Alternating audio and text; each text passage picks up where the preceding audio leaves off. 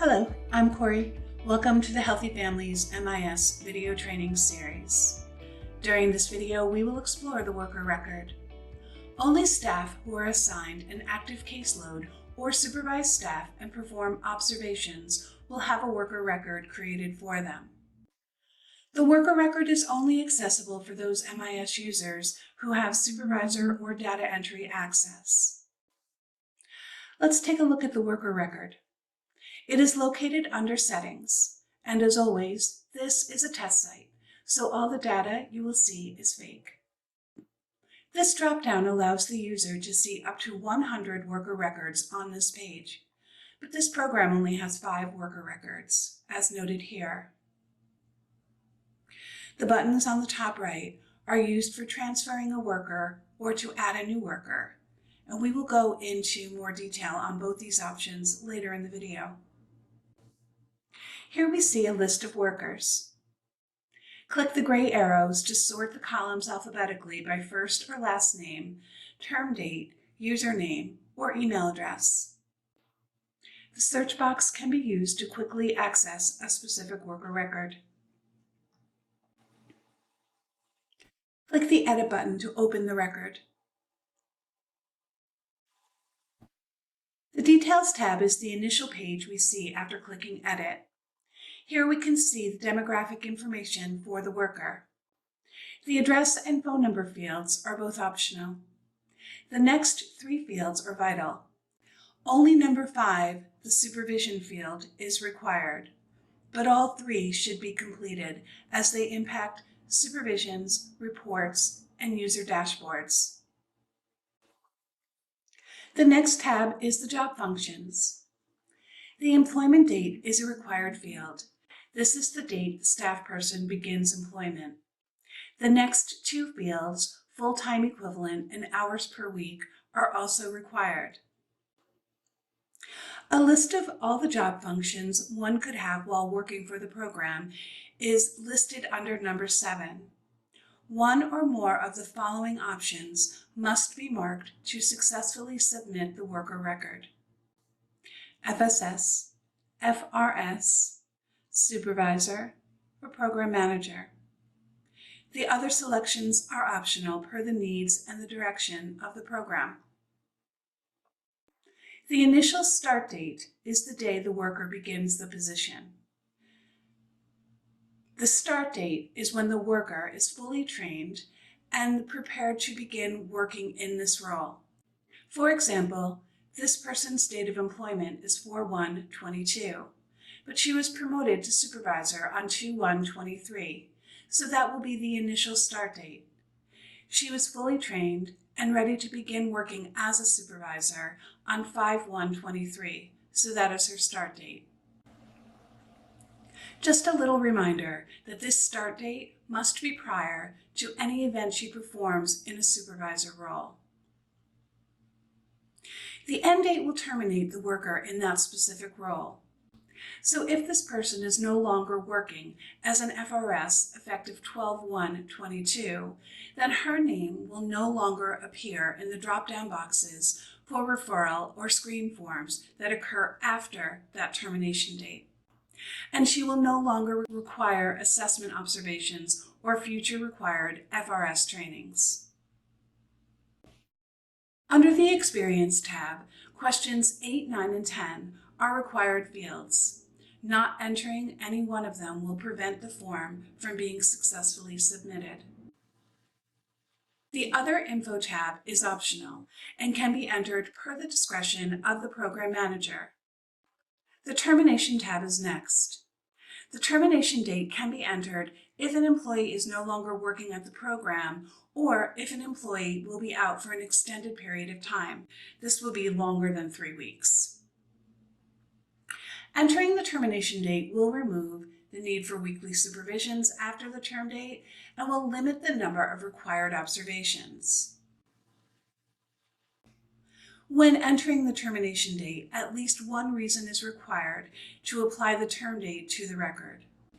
Once the termination has been successfully submitted, the MIS access for this worker will automatically be deactivated only if the username has been identified on the Details tab. If there are open cases assigned to the worker that is to be termed, the cases will have to be reassigned to other home visitors before the termination can be successfully submitted. You can reassign the cases by going to the Batch Reassignment option under Settings. This is only available to those MIS users who have a supervisor access. The last tab, Notes, is not a required field, but can be used to document any information that may pertain to this staff person. Remember, these worker records are viewable to anyone in your program that has a supervisor or data entry access, so please use discretion when documenting. Let's enter a worker form. Click the New Worker button on the first tab. Enter the name. Again, the address and phone number fields are optional. Click the Supervisor drop-down to see a list of active supervisors and select the person who will be supervising this staff person. The supervision day is the next field to be completed. The information entered in this field will determine how the regularly scheduled supervision report calculates this worker's supervisions. The next field to be entered is the username field. Entering the username will create a dashboard to appear on the worker's homepage. The username will only appear under this dropdown if an MIS account has been created for the staff person. Since this field is not required, you can always add it later if the MIS account has not been requested. But it is important that this field is completed because it allows access to the homepage dashboard and is directly connected to the worker's MIS access. When you are satisfied with the information entered on the Details tab, click the Job Function tab. Enter the start date of employment with the program. Tab over to the full-time equivalent field and enter the appropriate information. This field directly affects the allowed case weight for the worker. And then tab over to the hours to enter the total number of hours to be worked in a week's time. Next are the job functions. We reviewed these fields earlier, but once again, the initial start date will be the date the worker was hired for this specific role. It can be the same as the employment date if the worker was hired to be an FRS. But if the worker is promoted to supervisor a few years later, then that initial start date will be the date that they were promoted. The start date is the day that the worker is ready to begin their role. So this will be after core training, but prior to the first event. Move on to the Experience tab and enter the required fields. At this point, the form can be submitted. As usual with all MIS forms, any required fields that were not entered will appear on the first tab in red. The form cannot be successfully submitted without completing all the required fields. Let's take a look at the Transfer Worker option.